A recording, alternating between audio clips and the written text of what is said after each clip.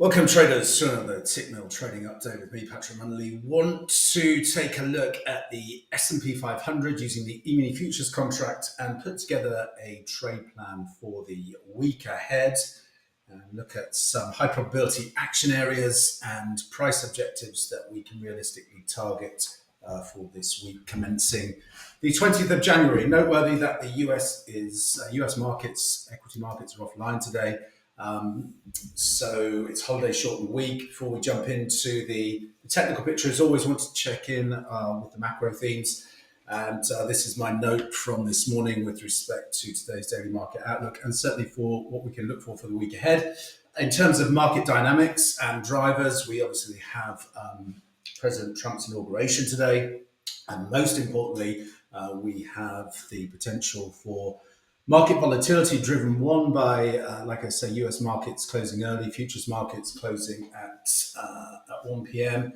And then reopening this evening as normal. So we're going to have a bit of a liquidity issue there in terms of potential for gap movement as Trump sends out a flurry of potential executive orders. We're already getting some leaked notes coming through this morning. Just a few minutes ago from Fox News with respect to tariffs and a review of the tariff policy to be issued by executive order.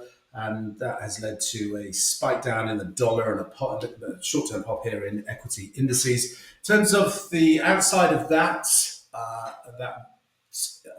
note, in terms of what we want to be paying attention to for today, we then look at economic indicators for the week ahead, and really it's going to be global flash PMIs. We get inflation data from Japan and Canada, labour data from the UK, and we round out the week with the Bank of Japan policy meeting.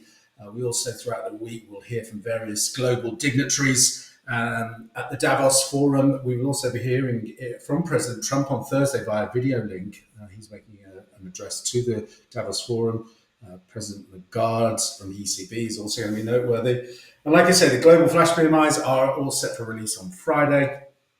Consensus forecasts a recovery in manufacturing activity anticipated in Germany and France, although indices for both nations are likely to remain in contraction territory.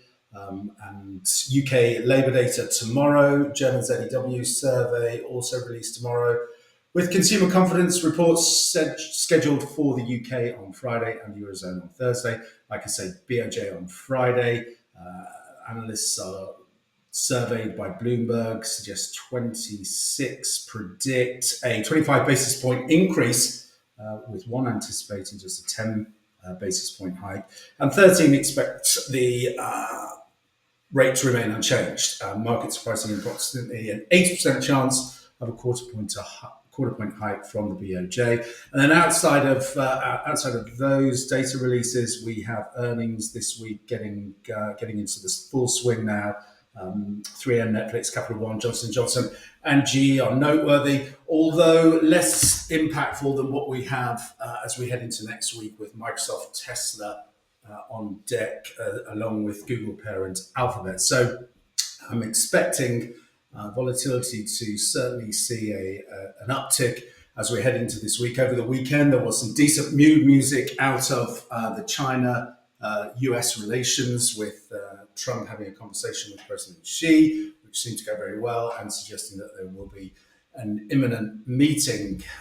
So that's another narrative to keep an eye on. So before we jump into the technicals, from a seasonal perspective, looking at the last 25 years, in post-election years, what can we expect from the S&P 500? Well, we tend to see a low put in middle of the month, which we currently have in place, which leads to a local high being formed in and around the first week of February. So we are looking for a grind higher here with a Trump bump, so to speak, post the inauguration. But as you can see, there's quite a little bit of volatility also can be seen in this ascent, but ultimately the path of least resistance at this stage is to see a trading high formed in the first week of February. So keep that in mind.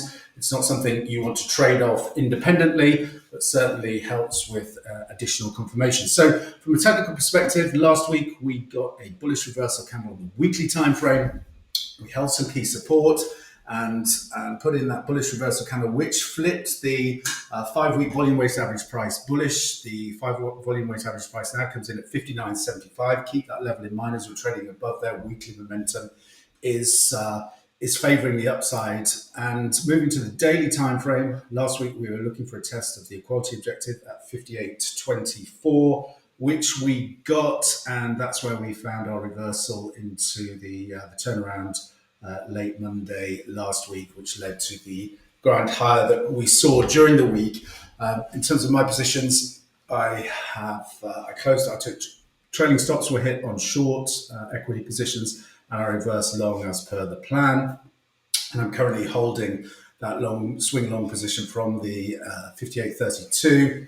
I've locked in about 160 points, and I'm going to be locking in further points this week as price action develops. And I'm going to update you obviously in a minute with the action areas where I'm looking for additional swing trading opportunities to develop during the week. And I'm also short the dollar index risk-free, and I'm going to make some adjustments to the stop there after I have recorded this video. So let's look to the weekly plan. First and foremost, in terms of the range for the week, we have upside range resistance given options market pricing of 61.19.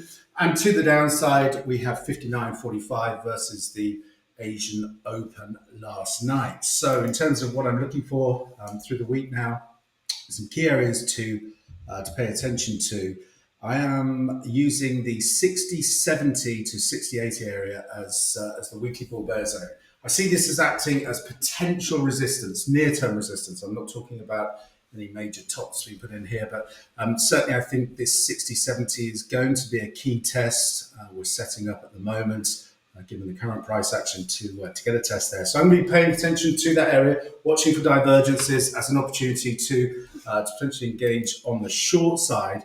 If we get that move and we hold the 60.70, then I'm looking for a test of the weekly bull bear zone, which is down at the 59.90 to 59.80 area. From there, I'll watch again for buyers to step back in if this trade sets up, and we will be looking for an upside extension to target then our weekly projected range resistance at the 61.19 level, where again I would look at a near-term opportunity to exit those long positions and look at a tactical short trade. I will update that through the daily plan if this trade develops as I anticipate at the moment.